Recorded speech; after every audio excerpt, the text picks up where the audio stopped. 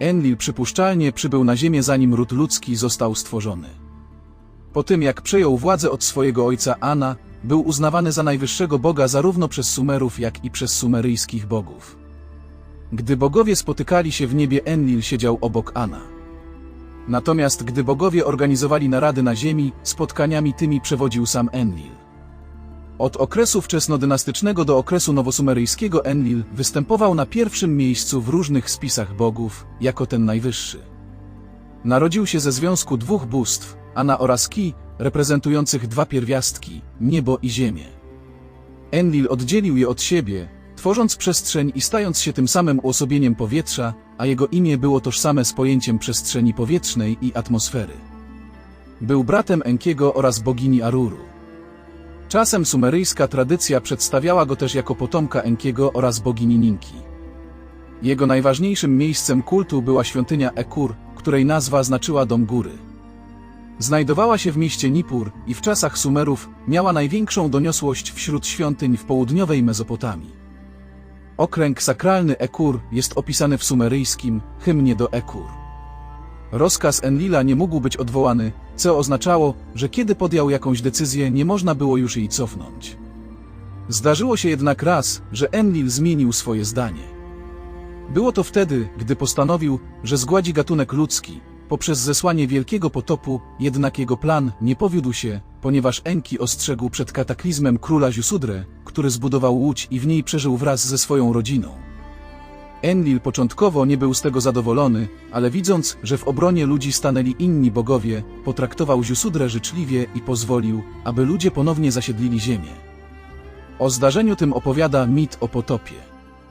Znaczenie i etymologia imienia Enlil jest przedmiotem dyskusji wśród badaczy. Kwestia ta jest istotna ze względu na analizę funkcji tego boga.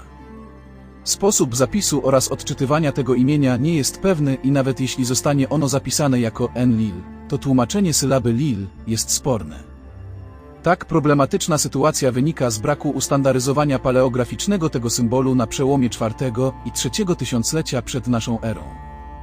Sumeryjskie słowo Lil znaczy duch, upiór, zjawa. Jednak tłumaczenie Enlil, jako władca duchów, zdaje się nie mieć sensu w kontekście literatury i dokumentów. Jeśli jednak by tak było, to zwróćmy uwagę, że Henoch, kiedy został zabrany do nieba, rozmawiał z tak zwanym władcą duchów, co mogłoby sugerować, że spotkał właśnie Enlila. Ale wróćmy do tematu. Znaczenie Lil, jako powietrze, pochodzi dopiero z I tysiąclecia przed naszą erą i posłużyło do wstępnego przetłumaczenia imienia Boga jako władca przestrzeni powietrznej. W okresie akadyjskim imię Enlila miało również formę Ellil, ponieważ w tym czasie nastąpiła zmiana ówczesnych odpowiedników głosek N i L w podwójne LL. Nannaa odwiedził Enlila w jego mieście Nippur i złożył mu liczne ofiary, co oznaczało, że inni bogowie darzyli Enlila ogromnym szacunkiem. O zdarzeniu opowiada mit odwiedziny Nani w Nippur. Enlil miał popędliwą naturę, porwał i zgwałcił Ninlil, swą przyszłą żonę, która urodziła mu dziecko. Za ten czyn został wypędzony przez zgromadzenie bogów do zaświatów, choć wielu mówiło, że to ona go uwiodła. Ninlil zdecydowała się pójść w zaświaty za swoim ukochanym.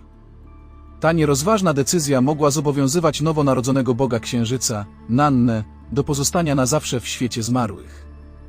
W zaświatach Enlil i Ninlil ponownie obcowali ze sobą i ofiarowali piekielnym bóstwom swych troje nowonarodzonych dzieci, za to ich ukochane dziecko Nannaa mogło w końcu wstąpić do niebios, aby rozświetlić nocne niebo swym blaskiem.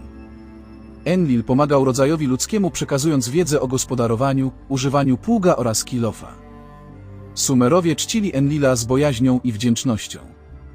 Od najwcześniejszych czasów miasto Enlila, Nippur, było świętym miastem. Ten święty charakter Nippur pozwalał przeżywać miastu liczne wojny i upadki dynastii, które zniszczyły inne miasta.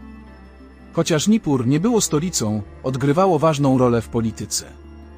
Królowie miast takich jak Kisz oraz Ur, przy wstępowaniu na tron, szukali uznania w świątyni Enlila, głównego boga Mezopotamii. W zamian za taką legitymizację królowie nie szczędzili płodów ziemi, cennych metali, kamieni i innych towarów dla świątyni i dla całego miasta. Jeżeli film się podobał, to zostaw łapkę w górę i subskrybuj kanał, a nie ominą Cię nowe filmy.